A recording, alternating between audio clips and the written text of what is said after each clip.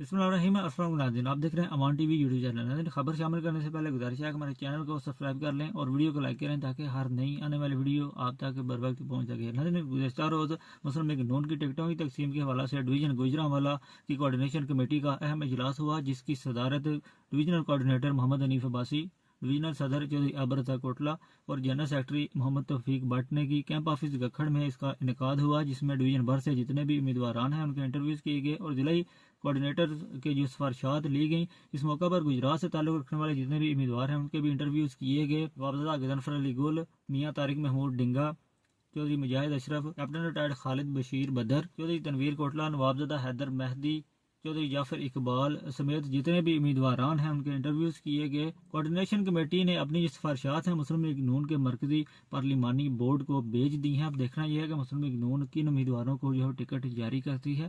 Comment box में अपनी राय से जरूर आगाह करें। अगली वीडियो तक के लिए दीजिए इजाजत। अल्लाह हाफिज।